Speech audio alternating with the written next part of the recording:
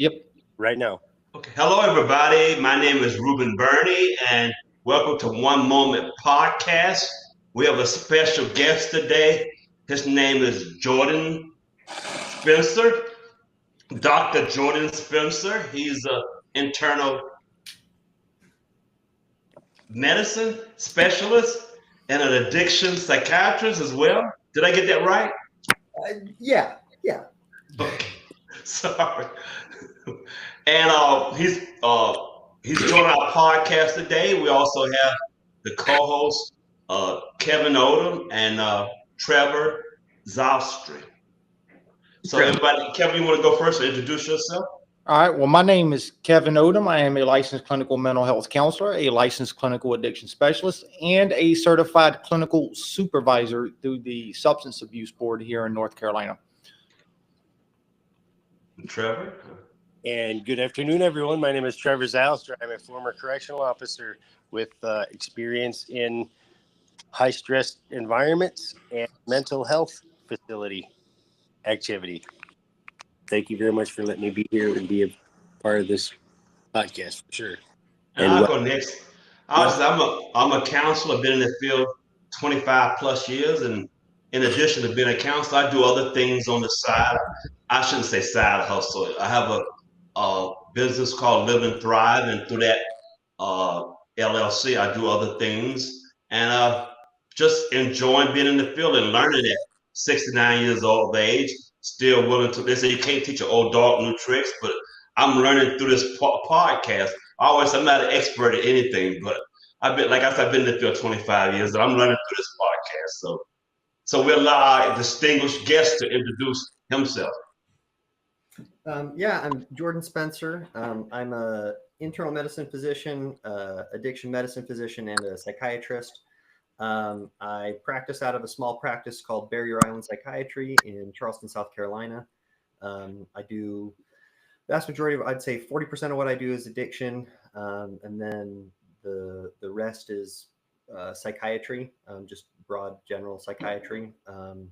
In my clinic, we do a decent bit of treatment-resistant depression. So we have novel mechanisms here, such as TMS, transcranial magnetic stimulation, as well as we offer Spravato, which is a S-ketamine. So it's a nasal spray form of ketamine for treatment-resistant depression. And then I guess it's a side hustle, or I don't know what to call it, but I've also been working on something on the side and have a up-and-coming business called EQ Unplugged, Emotional Quotient Unplugged. And it's an app that will, using AI, will listen to a conversation and then give you feedback on not only your communication skills, but your emotional intelligence. Wow. Good. Thanks for that introduction. Yeah. Yeah, no, that was a great intro. And so, I know that we know because we were talking yesterday. My first question is for the audience here, how long have you been practicing as a within the addiction field? So as a full-fledged attending physician, about 2 years now. I did 5 years of residency. Wow. Where I was a learning physician. And then before medical school, I worked at a rehab for about two and a half years as a psych tech. So that's probably where I'd say I got my roots. Gotcha. So I know yesterday we were talking about a lot of things as far as the intro. We covered a brief, kind of brief area on everything. So, with our background, Ruben and myself in addiction, primarily addiction, I guess I'd like to start there. And you do a lot of stuff within the psychiatric field. So one of my questions to you is there's a lot of, right now there's a lot of hype on MAT, right? I'm up here at NatCon, and we have a great psychiatrist that spoke the other day, and she was like, and I want to get your thoughts and experience on it. But she had said, and I cannot pronounce her name, so I'm gonna say she. She is a brilliant psychiatrist like yourself. But she said, I'm tired of hearing MAT being the gold standard. Right. I hear that a lot too as well. Right. And then she said, what I push for is MAT and neurology, MAT connection, MAT primary care, MAT community, MAT 12 steps, right? Like, and so she was emphasizing all of these things, right? Instead of ACEs, it's called PACEs, which is positive childhood experiences, right? So she had taken this status quo and rebuilding it from a different perspective, right? And she challenged all of us yesterday to do that, right?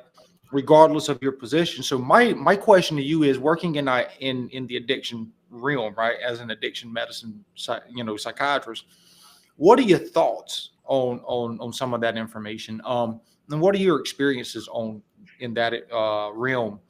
And then I have a follow-up question. You said something about TCS, I think it is, or TMS. Yeah, TMS. Thank you. Have you ever used that in relation to other stuff in the addiction realm? And so, what has been the outcome of that? So that's kind of where I would like to kind of start at, and then maybe have you kind of see where it goes from there. Love it. Yeah, great questions. So I would agree. MAT is awesome. I will be the first to say MAT saves lives.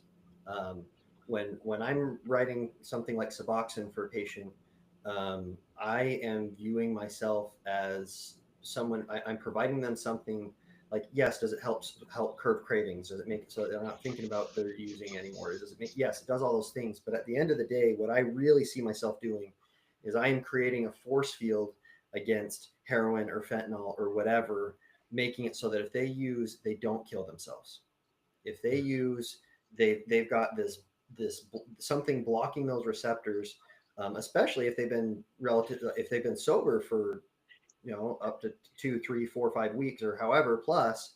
If they use as much as they were beforehand, they're at a super high risk of overdose. Yes. So I definitely think MAT incredibly important, but it's not complete. Anyone who, if we just throw Suboxone at people and call it good, there's a difference between sobriety and recovery, right? And I would say someone is sober if they're not using substance, if they're on MAT, but they're not in recovery. They're not building themselves as a person. They're not becoming that new person that we're hoping they do become. And that's where we do things like we do IOP programs, and we integrate. I work closely with an IOP, and the skills that they learn, it's DBT based, and DBT is just thebomb.com. And the growth and development that they get from that is nothing I could do in my office, just me and them. They need that group. They need that feedback from each other. They need the DBT skills book. So I totally agree. MAT is the gold standard with everything else. Yeah, I find out good you said that, you integrate that, because I find in this area a lot of doctors they do OBOT treatment, office-based opioid treatment, and sometimes patients say the missing part of that is, they do the drug screens and what have you, is having that counselor or that therapist on staff to follow through. And I find a lot of them who are getting into that now are hiring counselors or therapists, refer them as well to integrate, because even where I work at, we have a medication assisted treatment program. And I find newcomers oftentimes feel that, okay, I don't need counseling as long as I get my methadone on my Suboxone.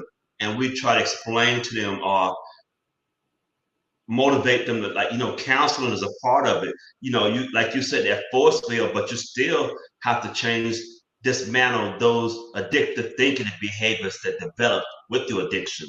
So, and that's a challenge sometimes, getting new patients to see that, because the ones who are in recovery, they and been in the they value that, and they value counsel. I don't have to play this mouse and rat, mouse and cat game, or whatever you want to call it, and with them. But with new patients who are active in addiction still, it's like chasing them, and I'm like, and trying to explain to them the value, get them to see the value of counseling or therapy or whatever. You know what I mean?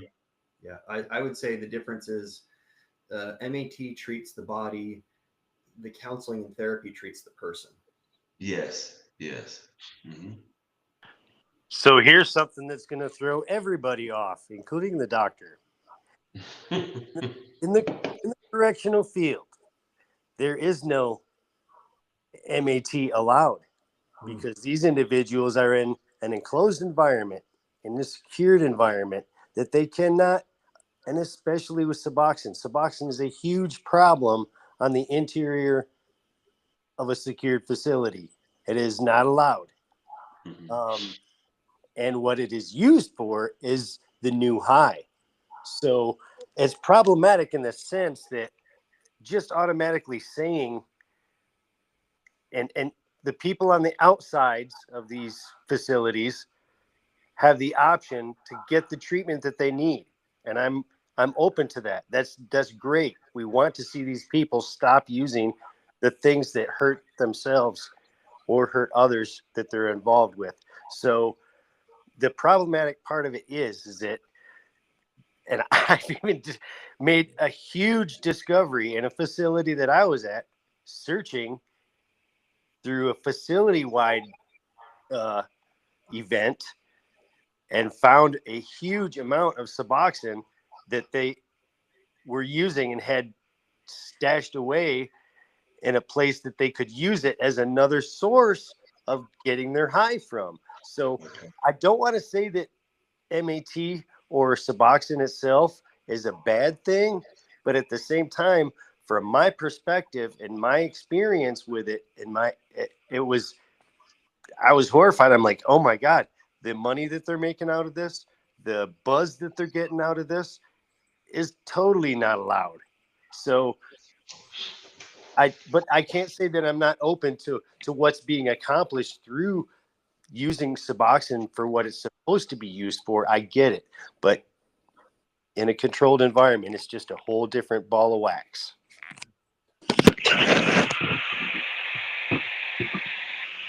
Time and place, I think, is what comes to mind. Like there's a time and a place for certain things, and I think people, because the high, my understanding is the high from Suboxone is pretty lame. Mm-hmm. And but you've got people in prison or jail, whichever, who they're looking for whatever they can get, so they're gonna Mm-hmm. take a bum high. But yeah, a time and a place, and there's a right time to use things, and there's a wrong time, and there's an injection form of Suboxone, right, that lasts a whole month. And I'd say in the prison setting where they can administer that appropriately, abso-freaking-lutely. Yes. But yeah, maybe it could be passed around. I mean, Seroquel, which is a medicine that we use in psychiatry sometimes, they find, I think if they crush and snort it, they can get high or something like that. It's like they'll find ways. But no, I agree. I time and a place. Yes. But Trevor, I think it's changing. I know in North Carolina they have we're try to work with patients of ours who get incarcerated, and I believe one of the counselors did talk to the establishment there at the prison, and that patient was allowed to go in there with their methadone. Now in Rikers Island in New York, they do have a program where they administer methadone to those who are opioid use disorder. So some places are changing and accepting that. So yeah. Yeah, those types of medically assisted treatments are specifically done by the medical staff, and Yes, has to be on a scheduled regimen that they have to remain applied to, or they're non-compliant. And when they go non-compliant, if they decide not to or to do the MAT treatment, then that's another process of itself. So Yeah, it's just very discouraging. I even heard you say Seroquel. That is another thing that they use on the inside. Something that's extremely dangerous to us. And we did an episode where I had mentioned before about fentanyl. Oh Uh, gosh, yeah. Yeah, um, the the amount of fentanyl that it takes to kill someone is only the size of 2 crystals of like a salt shaker, and it's terrifying. The exposure to that by the staff on the inside, where you're trying to keep everybody safe, and they're still getting somehow these things inside these facilities that they're trying to get their fix from or whatever, and it is putting everyone's lives into a detrimental bad situation. So it's just there's so much on the behavior on the inside that needs to be addressed specifically for the ones that are keeping everyone in safety and the ones that are doing the things to harm themselves. They need to have that help too. So it's like a revolving thing where everybody needs to help everybody. Absolutely. No, I am right here with you, Trevor and Ruben and of course you too, Dr. Spencer. So and everybody, let's welcome Miss Monica to the show. Hey, how are you? She doesn't want to be seen, I guess. Oh yeah, I'm sorry. Let's welcome Monica to the show. So she has never I don't know if she's ever done a podcast, but this is her first time with us. So so she is a dear friend of mine, also works in the healthcare field. So Dr. Spencer, with that T, I'm gonna mess that name up again, right? Yep. With that, right? Do you have you used it for addiction in your addiction work? And tell for the audience who don't know about it, what is it? Okay, Mm-hmm. and of course, have you used it for addiction? And what has been the outcome that you have found? So TMS is transcranial, so through your cranium, magnetic stimulation. So it sounds science fiction, but what we do is we get a magnet and we put it near someone's head, and it's an electromagnet. And when we put a current through it, right? When you put a current through an electromagnet, you turn it on. So you turn it on and it picks up the spoon. You turn it off, it drops the spoon. So we put one near your head, and then we very rapidly, the machine will turn it on and off. I think it's 40 times a second. It's 40 hertz. So, and what's happening is there's some really cool physics behind it, but basically we generate an electric current about 3 to 5 inches away from the electromagnet. So by doing that here, we are stimulating the brain. And so the way, like when we're trying to find what the right dose is, for instance, we put it over this part of our brain that controls your right hand. And we will have someone hold their hand up like this. And then we will do one pulse, and we know we're in the right spot when their thumb twitches.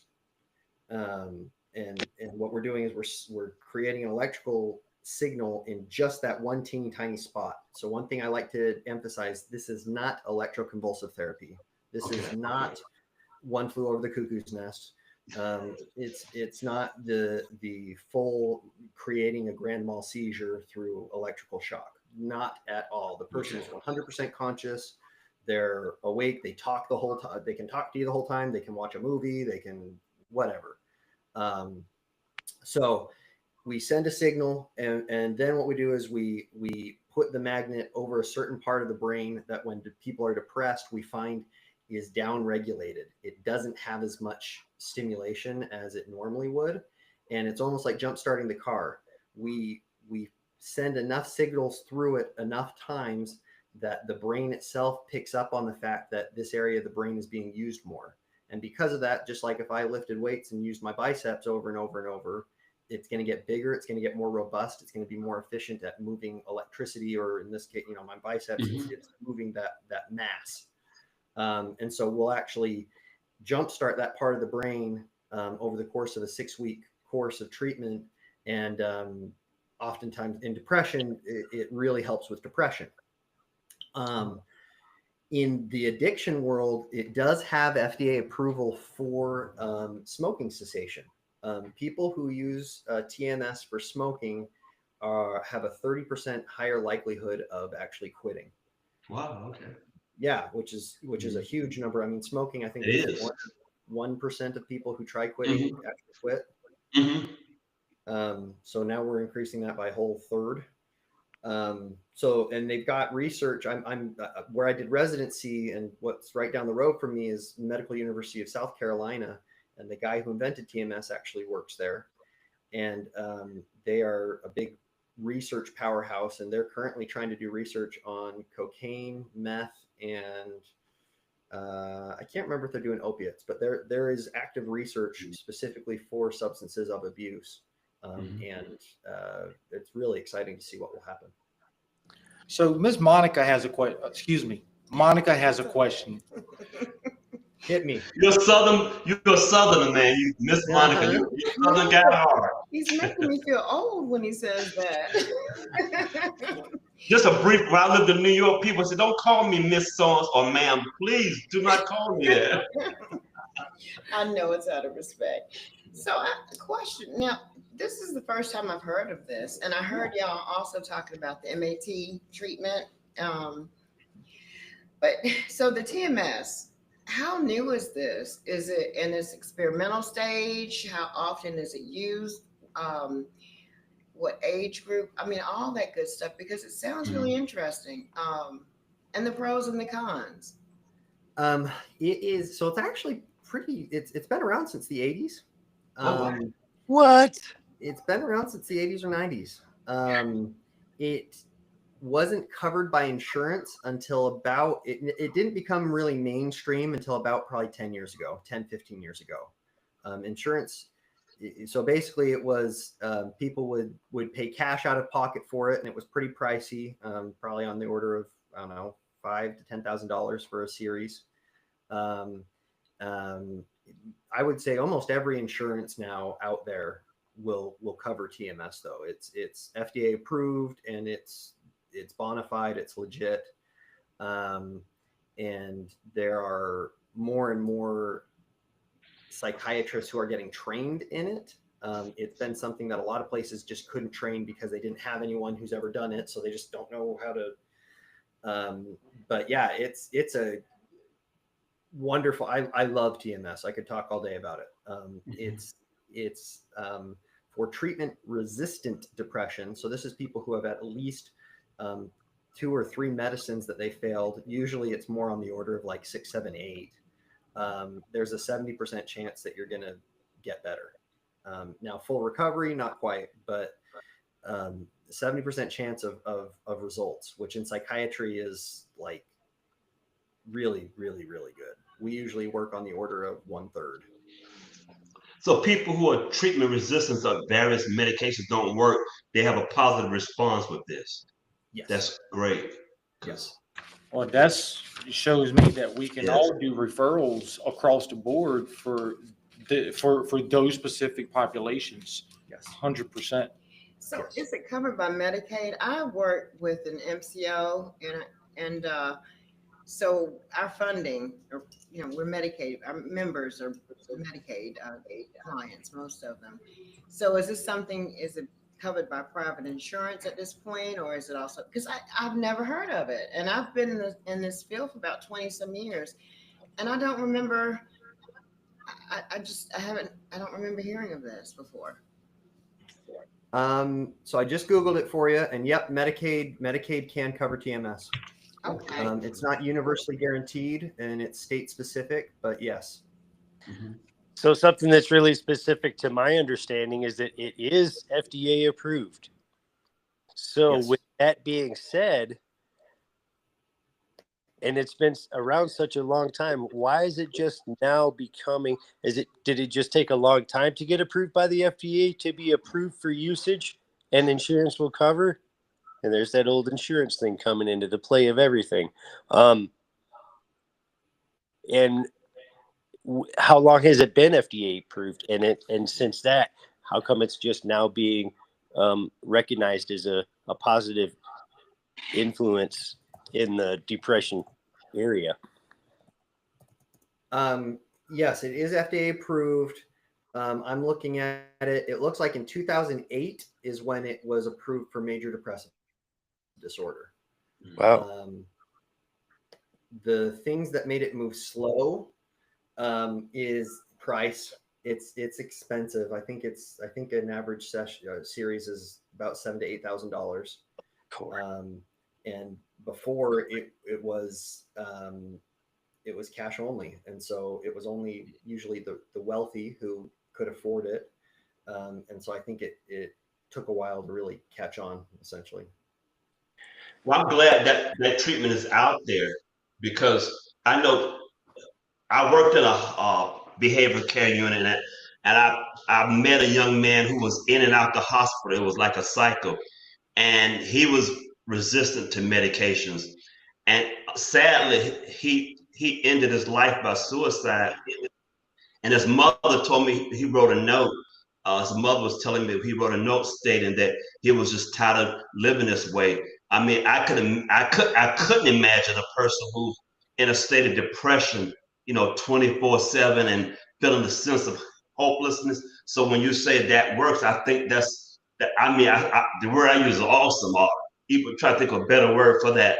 That there's some type of treatment out there for people who are resistant to medication. Because there's quite a few people who are. Yeah. Go ahead. Dr. Spencer, do you know whether or not that this procedure could be applied to people that have traumatic brain injuries? Is that something that has been explored or used? I'm sure it's being explored, because I would imagine if we can pinpoint exactly what part of the brain is atrophied because of a traumatic brain injury, you could stimulate it and get it to have a more robust. I am sure that is part of the research. There's also research for pain, chronic pain. There's research for it in PTSD. They've got all sorts of stuff. Anxiety. Okay. And are the levels of the revolution? You said that there's like 40 times. I don't know if you remember the term, the regulation of the amount of times that it happens. Is that just to deal with specifically with depression? And so if you had like a combined things to do with like anxiety, stress, depression, smoking, traumatic brain injury, if all that was combined into one, what's the difference then? Does it, you just adjust the dial and get a few more magnetory, structure of it? I mean, I don't know how to explain it because We're lay people, so you're doing a good job. Yeah, I'm over here. I couldn't help it. I'm so sorry. I get it. Yeah, listen. I'm We're over lay here. people, so I get what he's saying. Yeah, but I love his question though, Dr. Spencer. He said, well, when we got all these, okay, let me professionally ask it, because she's asking the same thing, right? Professionally, when you have all these comorbidities, right? Do you, and I'm gonna ask the question he asked, do you adjust the dial to like 80 time shocks, 40 time, like 45? Does that make sense? And But he said it's not shocking. no, but the I know it's not shock therapy, but that's the best way I can ask. So do we adjust the dial? Pulses. Okay. Pulses. Important is no. Current, electrical currents, right? Yep. So 40, my understanding is that 40 hertz is closest to the speed at which the brain talks to itself. So what we're doing is we're recreating the brain's natural pulse frequency, which is why it activates things. If we go down to 1 or 2 hertz, that actually deactivates things. So we can slow parts of the brain down. So some stuff that's not really clinical but is really cool is there's some studies for peak performance where they've slowed down some parts of the brain there, which made it so that other parts of the brain could kind of steal that area's energy. And I think the study was that it was people trying to hit baseballs, and they were I can't remember the number, but they significantly improved their ability to hit baseballs because they slowed down one part of the brain and then could steal that energy. And so that would be 1 or 2 hertz. That makes complete sense Wow. because of the research that I've been doing as far as the human brain. We all know that there's little electric synapses that go on in between our cells and in the cell activity in our brains. So the difference between what you're accomplishing with this treatment is really, really an amazing and productive thing. It seems amazing to me, though, it just didn't get approved till 2008, and that's already 16 years ago. So this is a kind of a slow progressive thing that's getting developed, and I like I like the direction with what everything's going in with that. And I think a big part of it too is it doesn't have the money that pharma has behind it for advertising. Right. Yes. It's a device, and there's multiple device companies that make it, and therefore it just doesn't have the same. You don't see commercials for TMS machines or TMS treatment on wherever you see commercials. Well, we can create one on the One Moment podcast. That's right. That's right. Hey, we can't create one. Hey, listen, I will show enough, spend the money, create one, and distribute it out on all social media accounts and pay for advertising. If it will help mental health awareness and every issue that it helps involve its engagement with other people, it's an amazing thing to do. And absolutely. I have a question. Mm-hmm. So is it only approved for major depressive disorder at this time? Is that the only people that are able to use this treatment? And the reason I ask, let me just add on, is because right now I serve the IDD population, right? And there are a lot of comorbidities that come with that. And, and there are different levels, as you know, in that population. I was thinking about one member that I serve, the aggression and the depression really hampers him. And it's like right now he's not getting better. He's getting worse. And then on top of that, he has a TBI. So, and it's sad because he's young. And so it's like we were trying to brainstorm the treatment team. We're trying to figure out how can we best serve him. And it's really hard because you got a whole lot of different things popping up. But that aggression and that major in his mental health diagnoses are kind of hampering him. Yeah, I would say major depression is its big thing. It also has indications for OCD, and it also has the indication for smoking. Recently, they got approval for anxious depression, which was they're trying to kind of move towards anxiety. So anxious depression. But as far as I'm aware, big things are OCD, MDD, anxious depression, and smoking. I guess technically there's also a device that you can put. It only does one pulse, but it's for migraines. But that's kind of besides.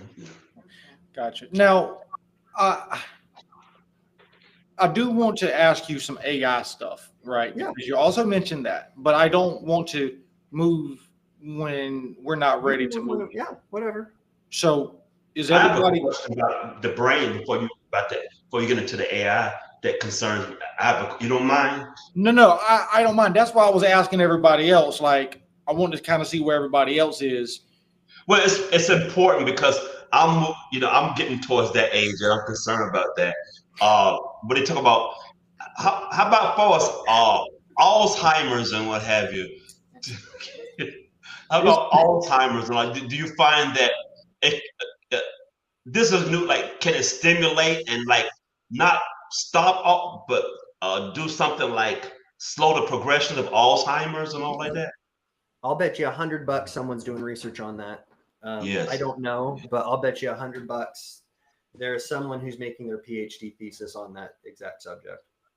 Because I'm sure you heard of this study. They was talking about how the brain, so much the brain, how it works, so we don't understand. Because I was reading, and you probably know more about it.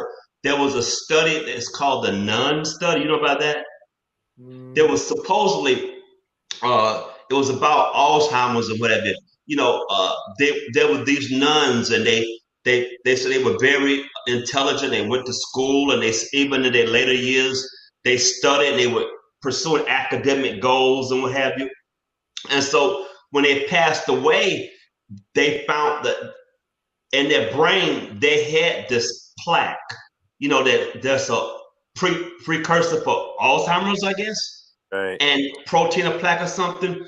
But they also found that these these nuns didn't have any of the symptoms or the criteria for Alzheimer's or dementia, and that's because they say that when, and I might not be putting it right, when one part of the brain dies or whatever, there's other pathways that are built to compensate for that. So that's what they found.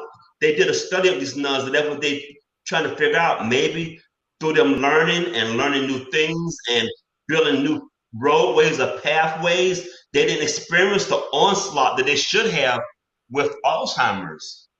yeah, I believe it. Yeah, I mean, that's neuroplasticity. What you're talking about is that buzzword neuroplasticity. The brain can grow and change and adapt.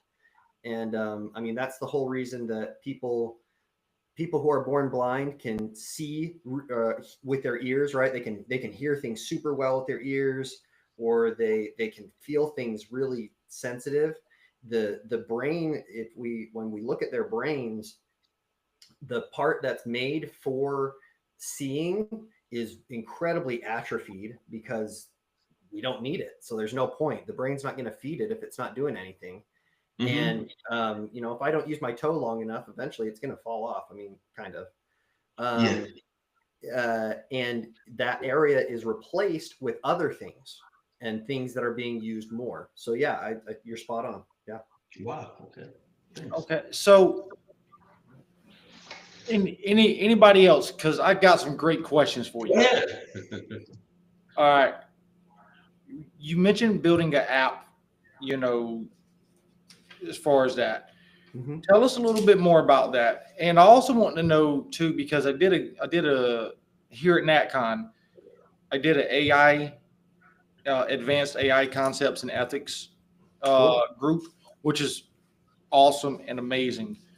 So, and I wanted to ask you some questions too in certain areas as it relates to AI, because it seems like that's your kind of also your other baby, right? And I say, your other baby, like that's your other specialty. Yeah. Right. It's something So- I'm interested in. So yeah, tell us about the app you built, because if people want to use it, is it available to the public? How do they get it? Where do they find it from? Where do they find it?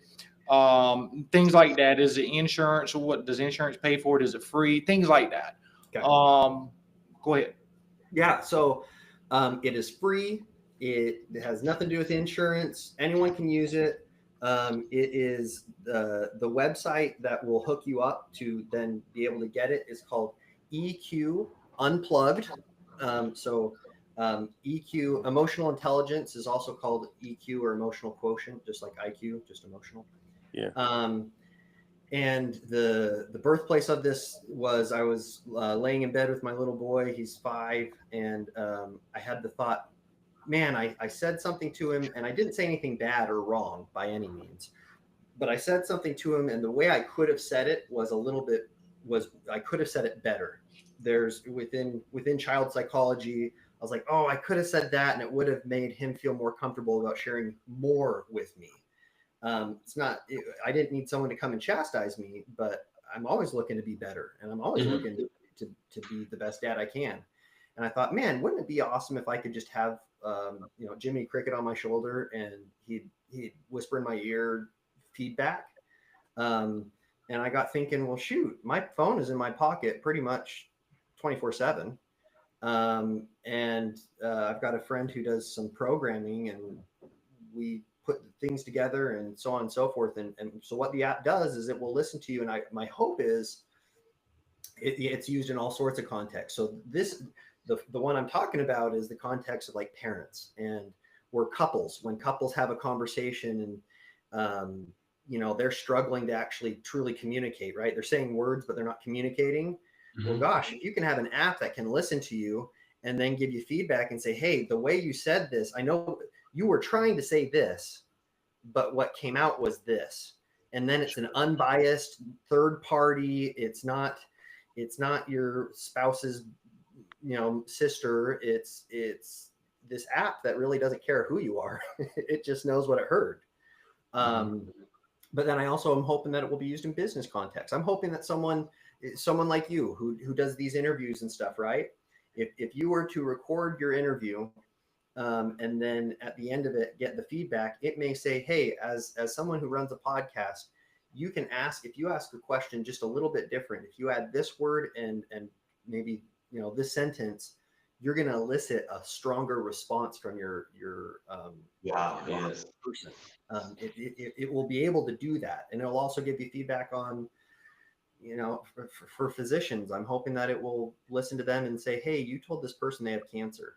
You could have said it this way, and it would have made it so that they actually heard the diagnosis better. They would have been able to take it better. Stuff like And that. I think they say practice makes perfect. With that app, over time, you learn to internalize that, and you become more adept and apt at doing those things. Sure, in second nature.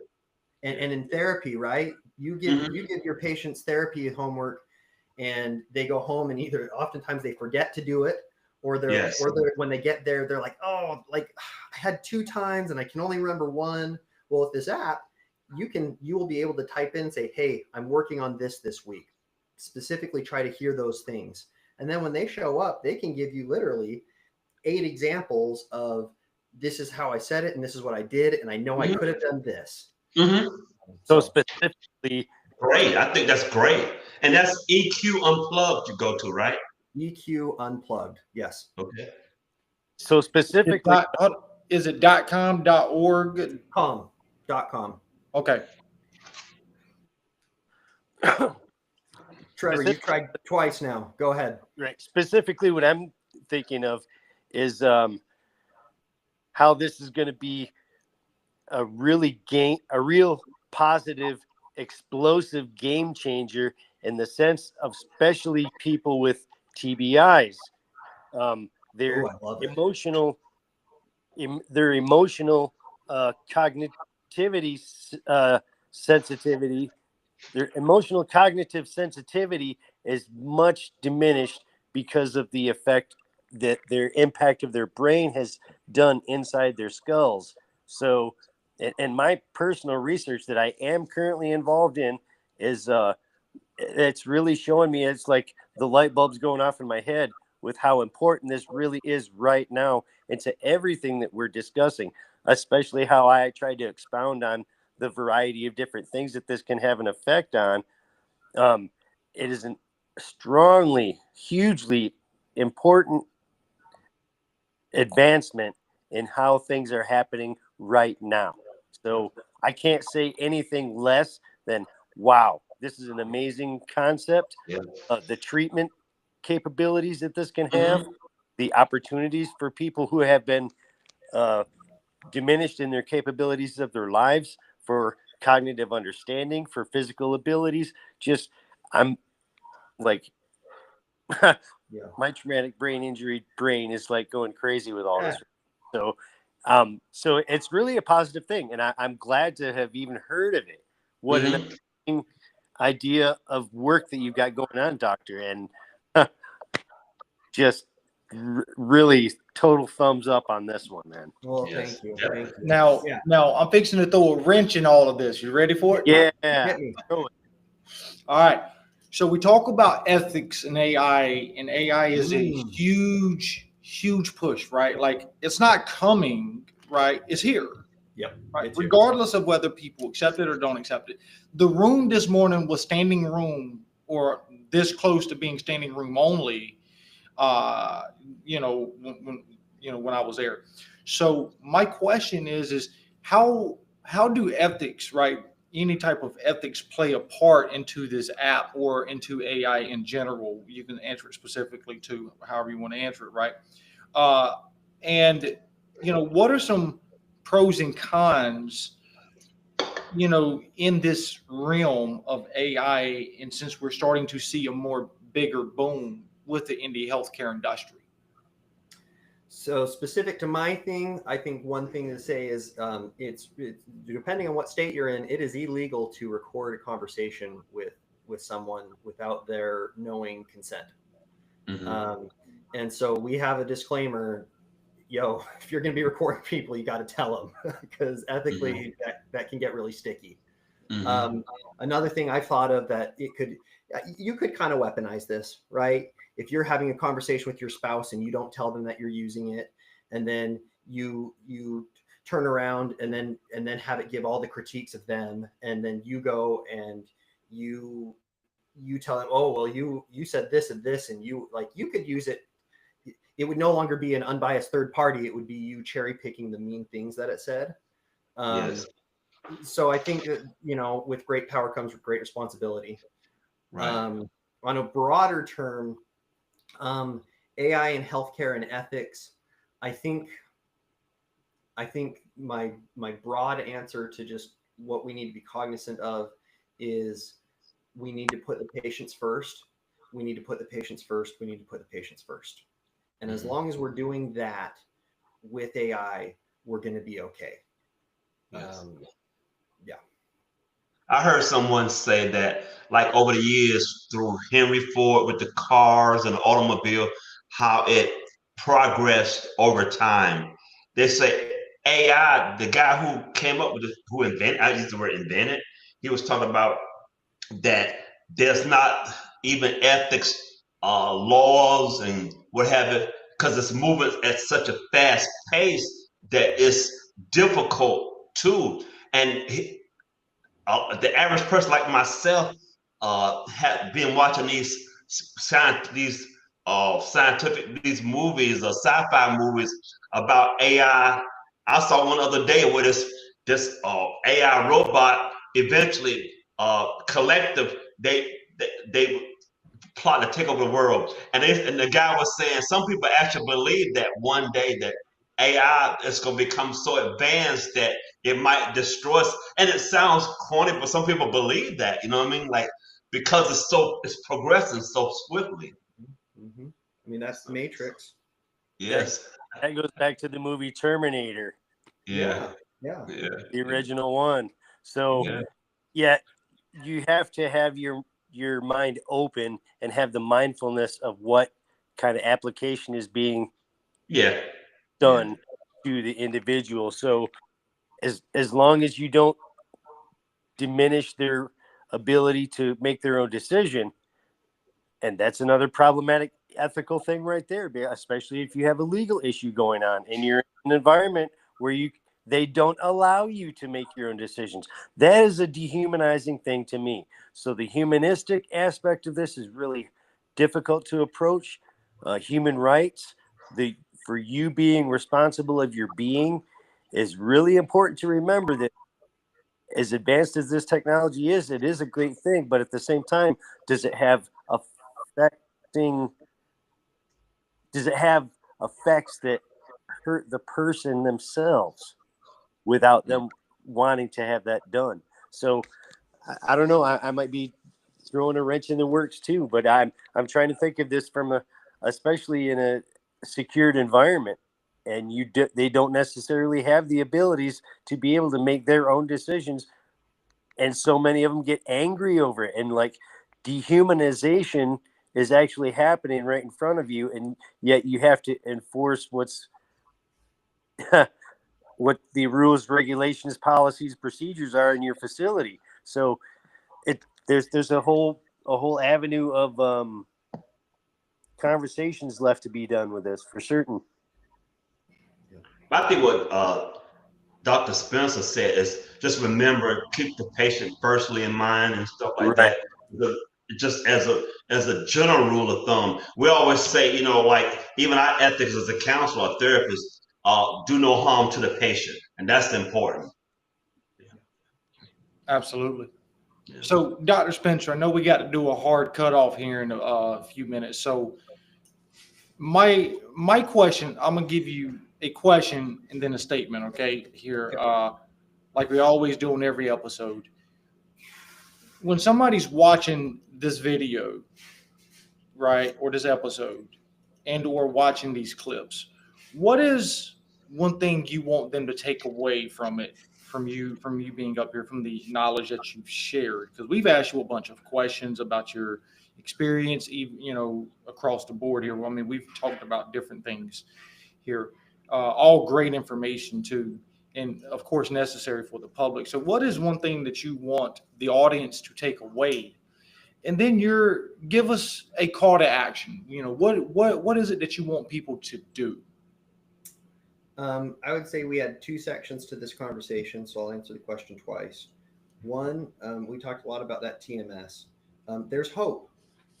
If you're someone who feels like you've tried everything and you've been through the whole gamut, the brain is an electrochemical organ. It uses electricity, it uses chemicals. We do a whole bunch of giving chemicals, all the pills that we give. Maybe it's time to try the electrical side. And there is hope, and that is there. And please don't feel like there's no other options. From the other side of things, so the AI, I guess from a selfish standpoint, I'm really passionate about emotional intelligence, and there's a lot of phenomenal evidence about kids who grow up emotionally intelligent. They do better in school. They have lower rates of substance use. Lower rates of depression. So if we can, and as we as adults, if we can develop it, that we model it for our children. Sure. And so I would say use EQ Unplugged. It is free. It's a powerful tool, and it's kind of fun. It's fun to have when it's you and just you, and no one else is going to see all the critiques. It's really fun to see how you engage with the world and what it is that. So I would say use it, and learn about yourself. Because you learn things about who you are and how you think through it. Those two, and then a call to action.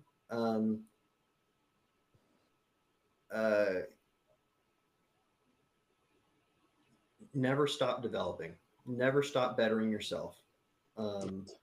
We are here on this earth, and we've only got one shot, and just keep growing, just keep building, because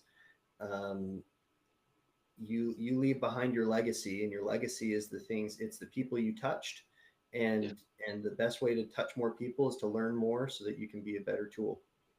Sure. We appreciate that. That's inspiration. Yeah. Absolutely. I love it. Well, and I'm going to edit this piece out, but I'm going to stop the live so we can debrief here in a moment. But no, thank you, Dr. Spencer. Been an absolute privilege and honor having you on the show. Monica, absolutely having you join in. You asked a lot of good questions relating to population and all of that. Trevor, you asked about spinning the dial, readjusting the dial. I loved it. And then to throw the icing on top, Ruben, you just threw it off old. Well, this affects me right now because I'm getting on up there in age. So anyways, thank y'all. I appreciate it. Hey, it was But I great. appreciate you coming on as well, because I